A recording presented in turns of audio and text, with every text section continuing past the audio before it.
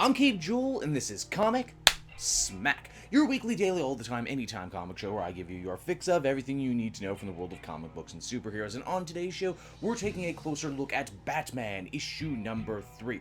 Who is the mysterious Gotham and Gotham Girl, new superpowered individuals who have taken Gotham City by storm? Well, let's jump on in together, shall we, and find out.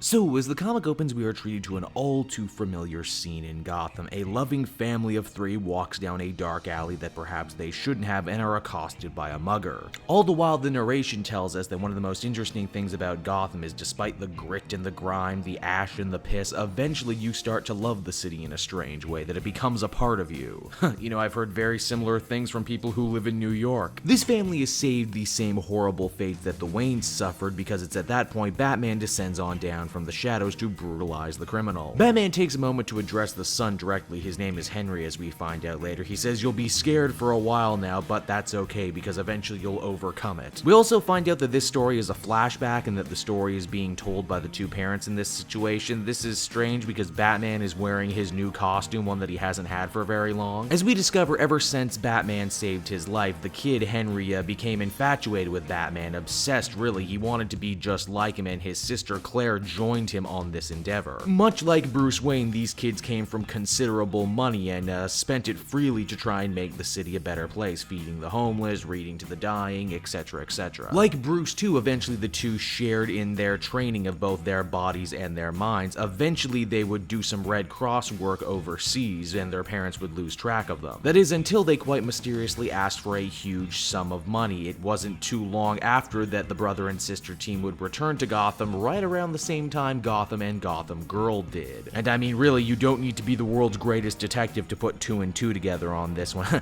In a nice touch too, Batman managed to gain entry into the rich people's house by claiming to be FBI agent Malone, but his friends call him Matches. Now currently Gotham and Gotham Girl are tied up in their own situation right now. A suicide bomber blew himself up on the big Gotham Bridge, once again claiming the involvement of the Monster Man. Batman manages to come by and make the save in his spiffy new bat bike. It's also here the narration changes over from Batman to Hugo Strange. Hugo says that Batman is one of the biggest reasons why Gotham has never been saved before, because he's a regular man who has taken the city into himself, made it part of his identity. People shouldn't be feeling a sense of kinship with Gotham City, a city so rotten to the core like this. They should feel better than the city, and perhaps if they had a better class of hero to look up to, they would. Now Batman has to run off to his next adventure, as he always does, but Gotham and Gotham Girl respond to yet another explosion inside the city. It's there they find Hugo Strange waiting for them, and he has the strangest ace in the hole. Hey everybody, it's Psycho Pirate. You all know Psycho Pirate, the poster boy for D-list DC villains.